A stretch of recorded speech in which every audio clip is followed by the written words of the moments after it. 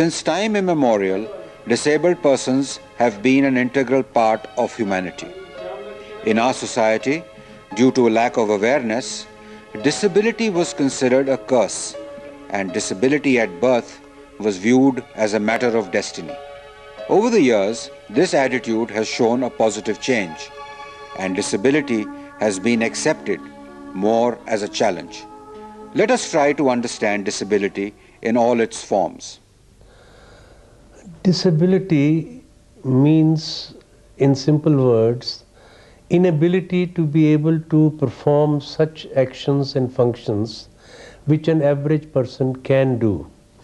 For instance, if a person cannot see or he cannot hear, then he's got a disability related to the senses of vision or hearing.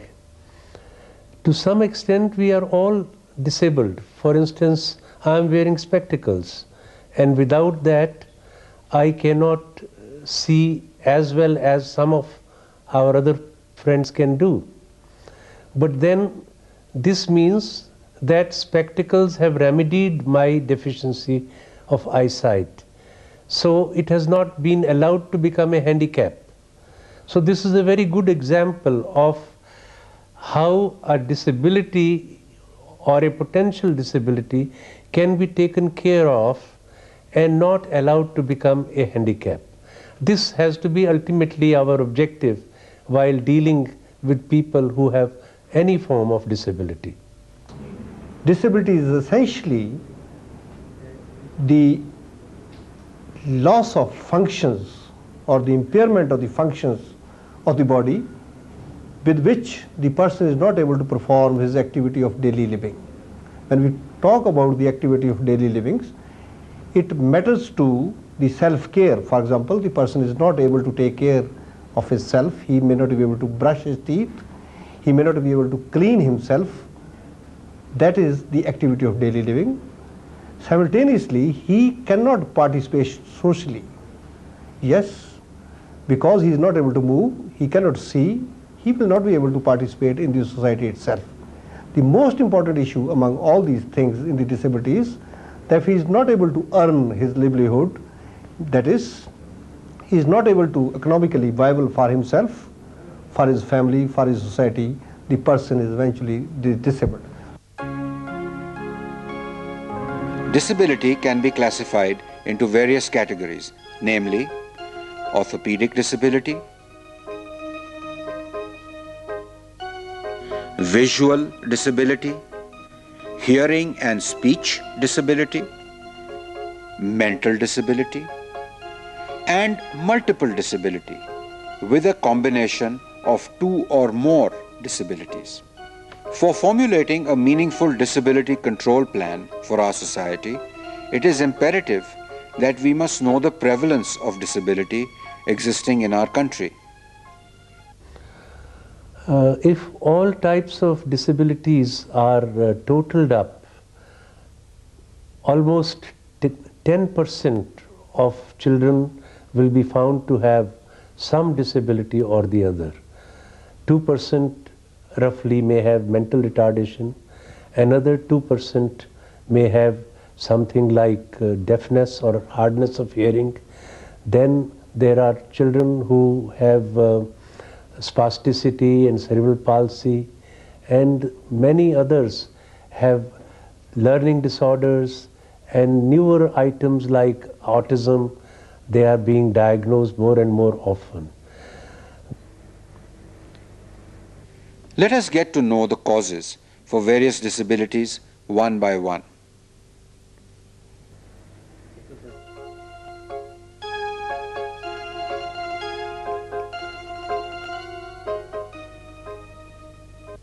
In the adults, we have a very high accident rate, both at work as well as on the roadside. And these lead on to severe disabilities. In Punjab, in the agricultural sector, we often find that the hay choppers chop off the arms of poor laborers who are working at them. In my 30 years of experience in the field of disability, working with orthopedically disabled persons by fitting them artificial limbs, I've come across over 65,000 patients who have been fitted with artificial limbs at Navedak Prosthetic Center. What we have seen that the patients, once they are fitted with artificial limbs, they are, even if they are considered to be disabled, they are not disabled or handicapped. The word used for them is now physically challenged or differently abled persons. They are definitely abled persons. And the example is that in my own institute at Navedak, we have employed about 25% of persons who are suffering with one disability or the other. They are doing their work with the help of the artificial limbs, and their performance as compared to the so-called abled persons is equal or maybe much better than what a normal person is doing.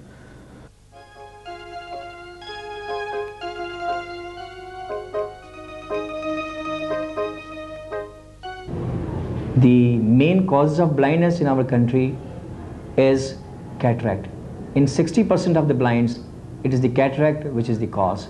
Fortunately, this cause is a reversible cause. Because of the newer technology, the phaco surgery which is being adopted by most of the surgeons, this blindness is reversible. The vision can be brought back. The other second cause in the age group of 50 to 60 years is glaucoma, जिसको आम भाषा में काला मोतिया कहते हैं. This blindness is unfortunately irreversible, and sometimes this is diagnosed once the patient comes to the eye specialist. Therefore, it is very, very important that after 50 to 60 years of age, the patient should come to the ophthalmologist or eye specialist so that the disease can be diagnosed and can be treated early so that the damage can be stalled. The third cause is refractive errors, that is, persons requiring spectacles and not using spectacles. And if the spectacles are worn, the vision again is brought back. The fourth is the corneal blindness. For that, eye banking is required. Somebody dies, he donates his eyes, the vision after surgery can again be brought back. The fifth important emerging cause of blindness these days is because of our lifestyle. We are becoming lazy and we are getting more and more people diabetic and hypertensive. And these two diseases, they have their toll. They affect the eye and cause diabetic retinopathy, cause hypertensive retinopathy, cause blockade of the vessels. And so they are the emerging causes of blindness as we see in developed countries. In addition, there are certain children, those who are blind right from birth. It is termed as congenital blindness. The common causes are that the eye is not formed at all, and if sometime the eye is formed, you see they are having nerve which is not healthy. The nerve forms connection between the eye and the brain. The third is sometimes you have congenital cataract, congenital glaucoma. Fortunately, both these two conditions can be diagnosed early, and these problems because of the cataract, congenital cataract and congenital blindness can be looked after.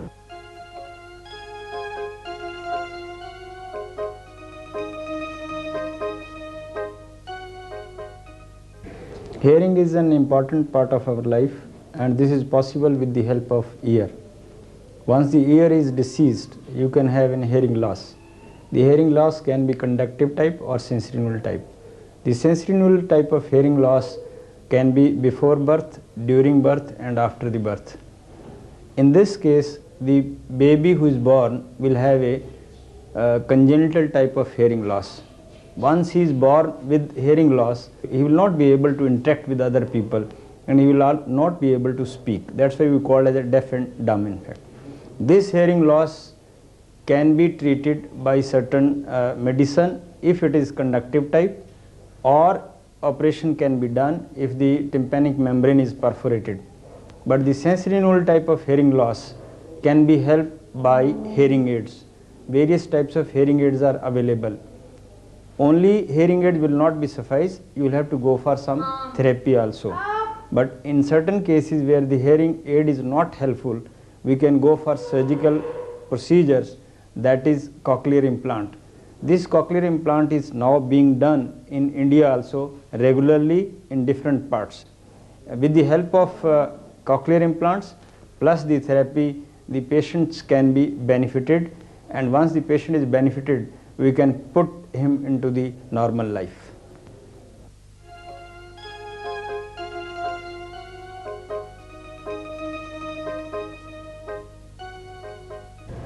A mentally retarded child or a person is one who has a limited intellectual capacity as compared to a normal person. It basically means that this person has limited power to understand things, to take decisions and to carry forward. Let me here clarify that it is not an illness, it is a condition. Like all of us has different heights, different weight, different looks. So similarly the God has given different level of understanding to different persons. Some people are genius, some people have a limited capacity, and some people have very low capacity to understand things. In terms of IQ, generally we take a person having less than 70 IQ is generally taken as a mentally retarded person. And then we have further subgroups like person having 50 to 70 IQ, we say that they are mildly retarded. And the other group is 35 to 50, we say moderately retarded, 25 to 30, severely retarded, less than 20 is profoundly retarded. So this is what we say mental retardation.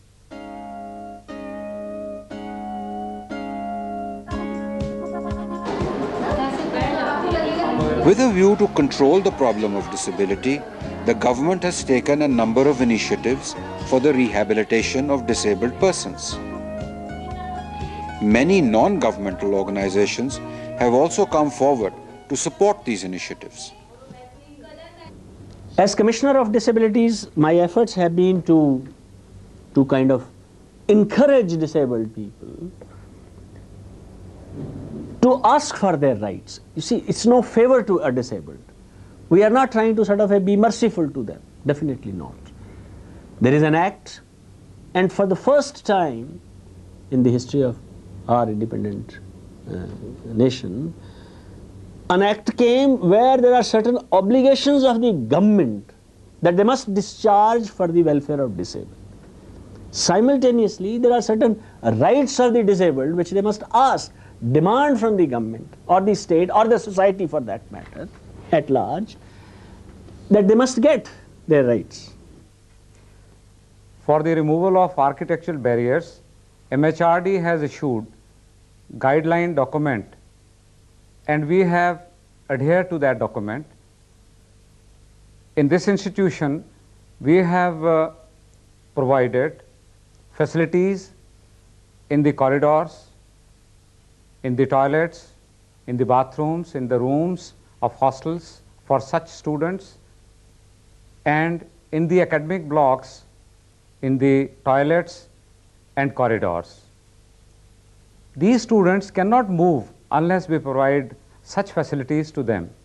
Even they cannot climb to the ground level unless we have the ramps. So such like ramps have been provided in all the hostels where such students reside and in all the academic blocks where they go for study. We have also provided the interconnection, the ramps between the blocks.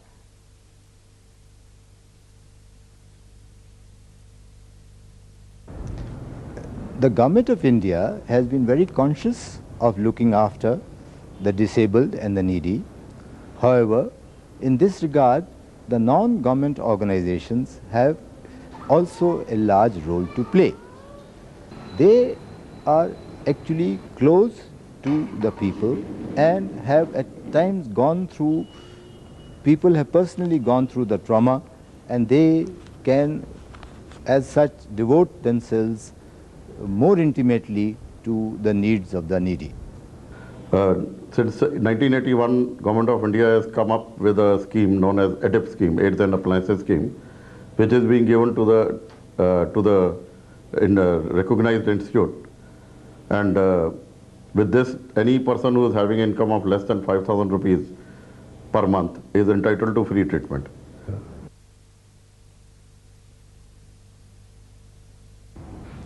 The main problem faced by visually handicapped students is of mobility. It's very difficult for them to go from one place to another since they are sightless. To cover up this problem, we have got specially trained teachers who give them training in mobility so that they may not face any problem of posture and gait from going from one place to another. If this problem is covered up, then they face no difficulty. The other problem is of reading and writing. To cover up this problem, we give them training in Braille script. That is a special script for the blind. And when they are fully trained in the script of Braille, they can read and write in that script. That is a mounted script. When they put the tips of their fingers on those dots, they get the form of words and sentences. Though when they are to appear in public examination, they are not allowed to write in Braille. There is a special provision of providing them writers of one class lower. Senses are the gateway to knowledge, and when person becomes visually handicapped, either he is a congenitally blind or adventitiously blind, it is our endeavor to develop, to create confidence in him, because where there is a will, there is a way. Blindness is not a curse. Blindness may be an impediment, but this impediment can be overcome by confidence, creative activities, education, because no gold, only education can make man wise and strong.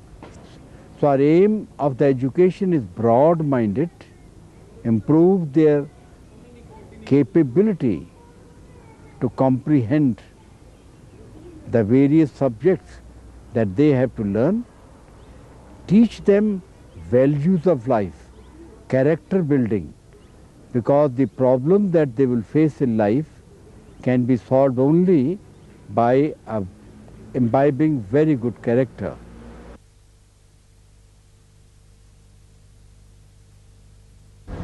One of the most important aspects of rehabilitating a disabled child is to give him proper and suitable education. Therefore, it is necessary to quickly equip him with the education that he is ready to receive or is able to receive. These days, the old-time methods are being used in all the educational institutions, which are time-consuming, while we have educational technologies these days which can hasten this process a lot, which can develop more concepts in the minds of the children very, very fast. And developing these educational technologies, particularly based upon the modern science and equipment which is available, should be our priority. And if that is used for educating such children, we can achieve a lot more than what we are able to achieve today. In the beginning, we started the school with 20 children. Gradually, the number of children has gone up to 75. In the beginning, stress was laid on stitching and academics only. Later on, we have added more vocational training to the children. Our schools, whereas the world over, there is integration in the schools where the handicapped are equally welcome. To this extent, there are very few educational institutions in our part of the country or in our part of the world who are meeting these requirements as yet.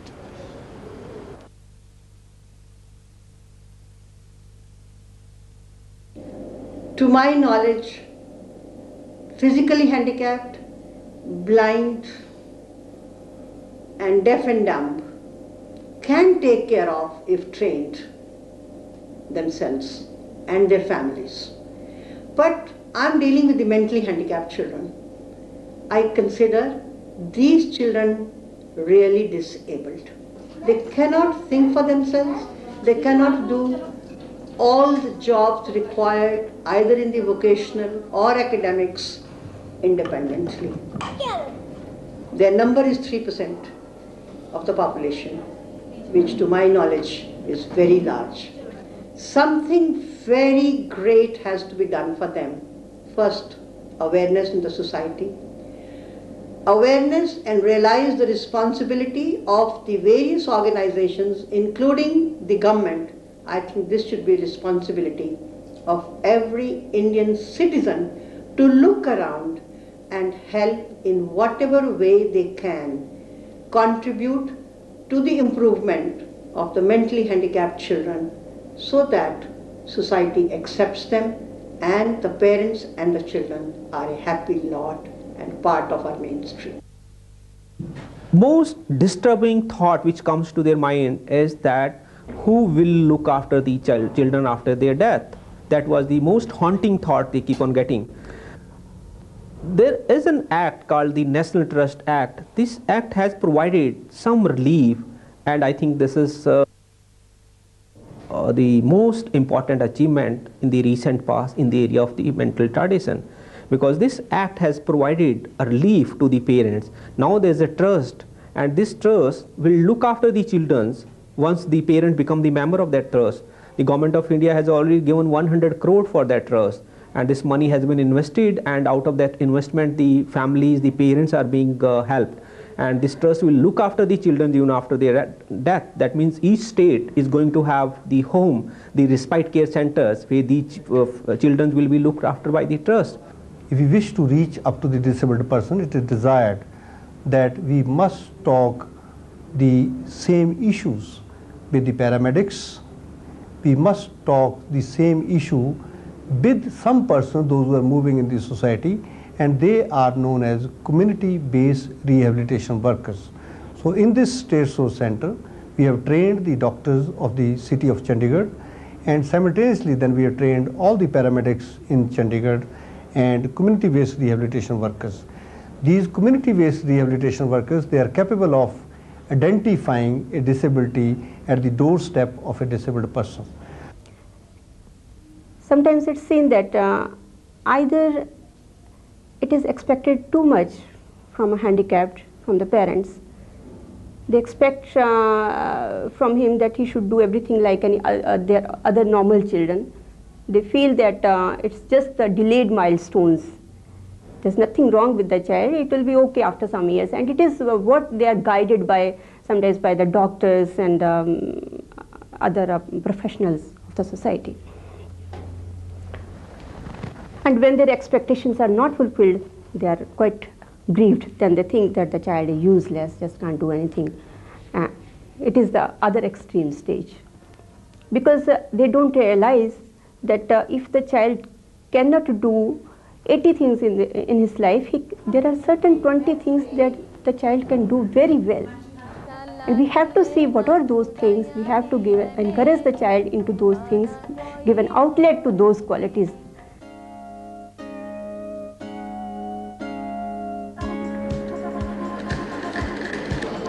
Tackling the problem of disability is a massive task. Government and other organizations cannot do enough for the welfare of these people without the active support of the families and the society.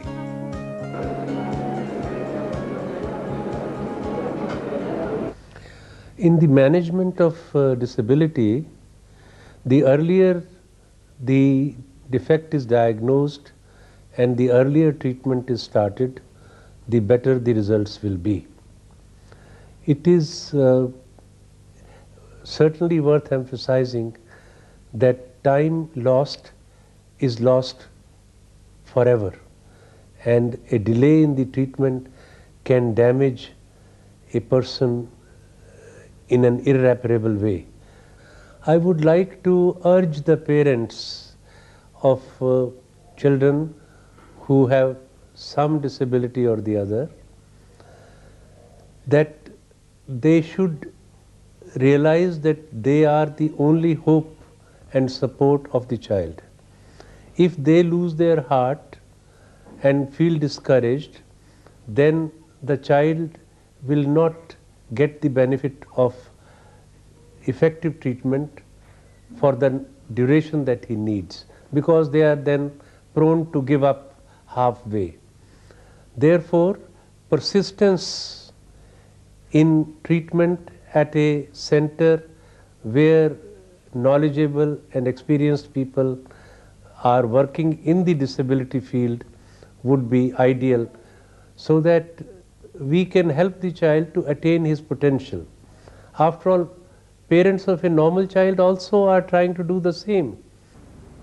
I wish to request all citizens that they must not consider disabled as destitute or a liability on themselves.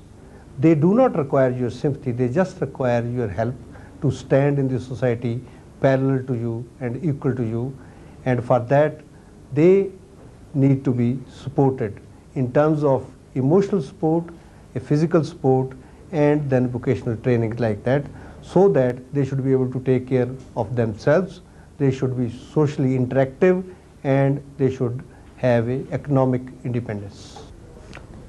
I'd like to request all the parents who has such a child in their family, they must accept this child. And let's not deny that this child is mentally retarded, because this denial gets the sort of lot of delay in seeking help. And it has been seen that children who come to us at an early age, they become more independent, their speech develops very well, and they become more productive. So this child must reach to us as early as possible. I feel that the mentally challenged people of our society must be accepted by everyone with love and care, and not with pity and sympathy, because we must remember that no one in this world is perfect. The parents have to play a very vital role in the rehabilitation of their disabled children. And most of the time they are found wanting. They try to save money to leave behind and do not care to spend money for their education and training in life.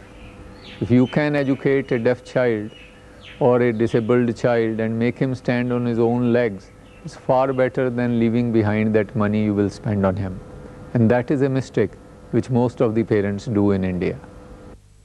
If society cultivates positive and very healthy attitude towards the visually handicapped, definitely he or she will obtain or gain the expectation laid down by their parents, society, peer group and community.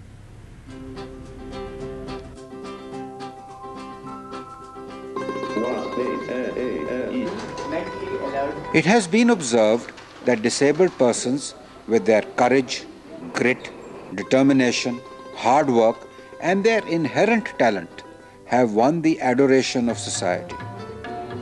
Their unbelievable achievements have led the people to a more positive outlook towards disability.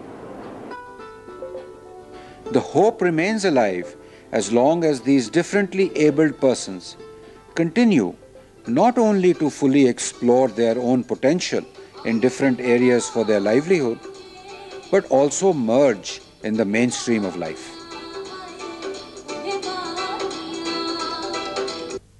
When Vivek was 3 months old, I could learn from the doctor that his hearing is totally impaired.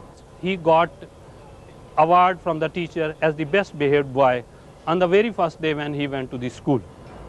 His interest for working with the technical things like handling the instruments and also coming to the workshop, and he was very keen observer, and now he is managing the complete workshop inside.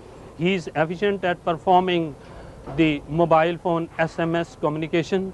He is very good at car driving and drives very precisely and at the same time maintaining a coherence in speed.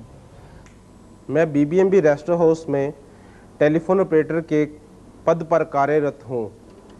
मैं लगभग 51 तरह की एक्सचेंजों पर कार्य कर सकता हूँ। तो हम इसका फूल बनाने के लिए और इस साइज का हम फूल बनाएंगे तो 1 मीटर में हमारे कम से कम 25 पीस निकल जाते हैं, और इससे बड़ा बनाना चाहें तो 15 या 20 पीस ही निकलेंगे।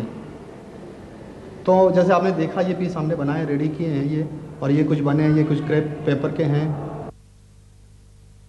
तो जैसे इसको मार्केटिंग करना है तो मेटेरियल हम सारा कुछ खुद ही खरीद के लाते हैं और मार्केटिंग करने के लिए खुद चले जाते हैं।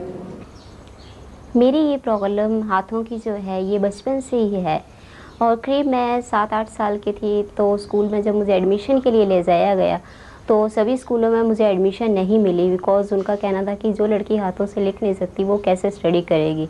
तो एक निराश होकर घर पे आ गए, और एक दिन मैं अचानक मिट्टी में कुछ बना रही थी, घर और पैरों से स्टापू वगैरह बना रही थी, तो मेरे मम्मी और दादा जी ने देखा। बिकॉज वो घर पे थे, तो उन्होंने कहा कि अगर तुम ये बना सकती हो तो तुम लिख भी सकती हो। तभी मैंने पेरेंट्स से लिखना शुरू किया और फिर मुझे एडमिशन मिली। उसके बाद मैंने पब्लिक एडमिनिस्ट्रेशन में एमए की ही और 1 ईयर इंडियन क्लासिकल म्यूज़िक में डिप्लोमा भी किया हुआ है और बेसिक कैबिन क्रू की ट्रेनिंग की है जस्ट नॉलेज के लिए, और ग्लोबल डिस्ट्रीब्यूशन एयरफेयर टिकटिंग का भी कोर्स किया हुआ है मैंने। और अभी मैं वेब डिज़ाइनिंग सॉफ्टवेयर इंजीनियर का कोर्स कर रही हूँ, एक कंप्यूटर में और एक ओ लेवल का कर रही हूँ। साथ में मैंने इंडियन क्लासिकल म्यूज़िक और लाइट म्यूज़िक भी ज्वाइन किया हुआ है अभी, और एक पैरों से मैं कथक सीख रही हूँ, जस्ट ये मेरी हॉबी है। तो ये मेरी अभी क्वालिफिकेशंस हैं। साथ में एक स्टडी बूथ भी रन कर रही हूँ। नहीं है दृष्टि तो जीवन यूं न गंवाएंगे, मन की आँखों से दुनिया नई सजाएंगे, अंधकार में जीवन को दीपों से सजाएंगे, ज्योति पास नहीं तो क्या दिल का दिया जलाएंगे। मैंने फ्यूचर में अच्छा आर्टिस्ट बनने का ख्वाब देखा है और मेरी एडमिनिस्ट्रेशन मेरी मदद कर रही है, और हमारे यहाँ की देव समाज कॉलेज की और एक और मैडम है जो प्रोफेसर हैं आर्ट्स कॉलेज की, वो हमारे पास आएंगी, हम उससे लर्न करेंगे, सीखेंगे। वैसे मैं अब कार्टूनिस्ट बनना चाहता हूँ और मीडिया से जुड़ना चाहता हूँ। 1982 में मेरा एक्सीडेंट हुआ 15 अगस्त, और उसके बाद मेरी ट्रेन में दोनों लात कट गई और यहाँ पर आर्टिफिशियल लिम्ब सेंटर में आया, मैं लेग लगवाया और चलने फिरने लगा, और घर में भी आता जाता हूँ और कोई प्रॉब्लम नहीं होती मेरे को, और इधर दूसरों को भी लेग बनाकर मैं देता हूँ। इस टाइम मैं इस जॉब में हूँ, लिम्ब मेकर। हमें ये लगता था कि मौत ही आ जाए, ज़िंदगी है तो क्यों है, लेकिन अब लगता है करने को बहुत कुछ बाकी है अभी, ज़िंदगी तो इतनी छोटी क्यों है।